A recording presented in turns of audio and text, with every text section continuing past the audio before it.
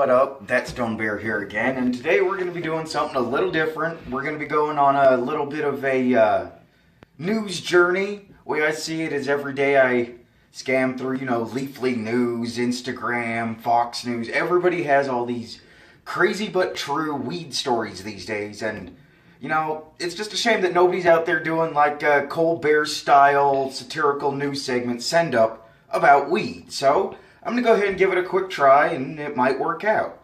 So, first up, we're going to be calling this segment Reefer News Madness. Yeah, I know, cliche, but you know what? It works. It sounds good.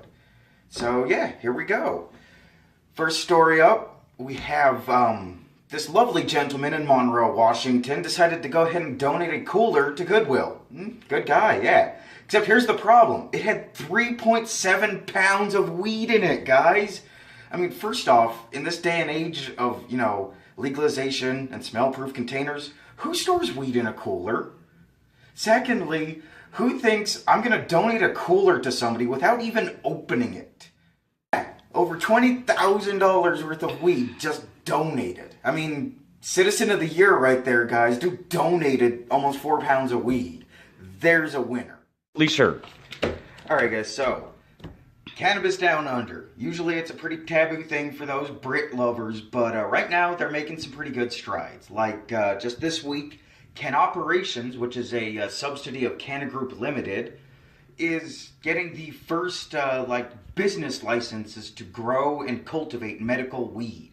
Now see, before now, they were kind of like old school US, where only state governments were growing medical cannabis for patients. And, well, let's just say, like all other governments, they didn't exactly, deliver.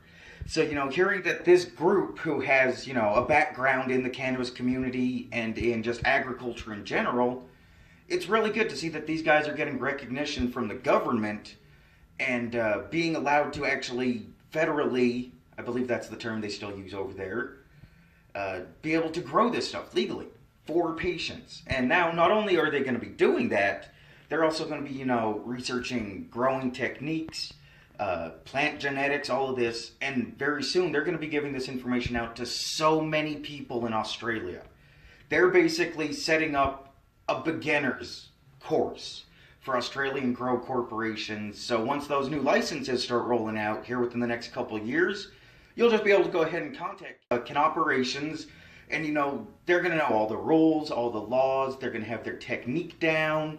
So, it's good to see a system being set up to actually help patients in other parts of the world instead of just, kind of sweeping them under the rug like some countries tend to do.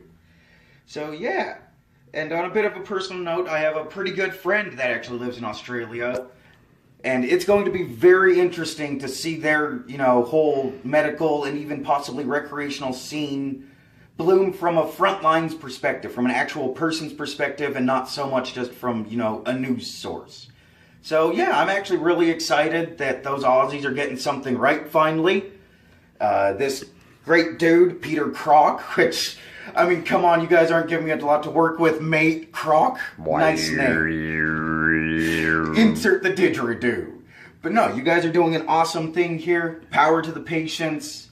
So yeah, that is awesome work, guys.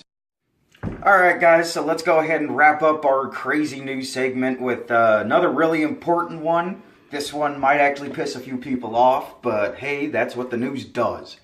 So, recently, a medical researcher named Sue Sisley was running the first ever clinical government-approved trials on, cannabis treatments for PTSD. Amazing thing. Now, unfortunately, this being our government, and just about any government dealing with weed, the medical marijuana that she received for her studies was well below what she requested. I mean, we're talking the majority of the samples she requested were to be in the 13% THC range, and when she had them third-party tested, they were down maybe around... So when she had them third-party tested, what she found was they were really maybe around 8%. Now, that's a pretty big discrepancy right there. And if that's not bad enough, then there was also the fact that there was mold and yeast in all of her samples that were, well above the standards for states like Washington and Colorado. So, not only is the potency low on this government-funded medical weed, but it's also potentially hazardous. So, you gotta stop and wonder, these government studies saying you get cancer and stuff for weed, well, gee, is that because you're smoking weed or because you're smoking weed with yeast and mold and who knows what else is in it because it's poorly grown and cultivated? Now, see, for this study, just like every other government-funded and sponsored study on medical weed, they went ahead and got their stuff from a farm run by the National Institute for Drug Abuse. So, I mean, these guys are already batting for weed to be medical. And no.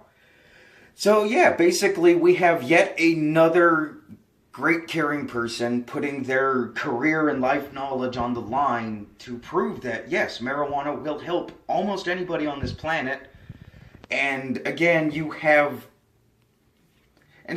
got people out there basically doing everything in their power to hold them back. Because, I mean, do you think these drug enforcement agents are out there, checking pH levels on the weed, making sure that they have the right seeds, making sure that the nutrients are right? No. They're just throwing seeds out there and letting it grow in an environment that it doesn't grow in, really. Down south, you've probably got to change your growing environment a lot to get good medical-grade weed. And so these guys just throw it out there and cultivate it and ship it out to all these studies, and hence you're getting all of these muddied up, and hence you get all these muddied influences like mold and other contaminants, and it just makes weed look bad when it's truly not the weed, it's the people growing the weed. So, yeah, Sue Sisley doing amazing work out there helping with PTSD and weed. And as always, the man is doing what they can to hold back the truth, as it were, that weed is medical. So, yeah, that's like the one time you'll see me actually get a little political on here. But, we've got just a bunch of really great people in the news doing a lot of great stuff. Sometimes unknowingly, like donating 4 pounds of weed to some poor cause. Or, doing their life's work to do this cause, like Dr. Sisley and CEO Peter Crock from Australia. Those guys are great, advocates for what this industry can be. Not only do we need bud tenders and celebrity faces and everybody working behind the scenes, but we also need accountants, we need lawyers, and we need CEOs. We're the counterculture, we don't like words like CEO, but at the end of the day, it's business. It's a counter. We are living in America, people. America is not a country, it's a business. Now fucking pay me. Alright guys, that's Stone Bear here. Hope you enjoyed this segment. Peace out.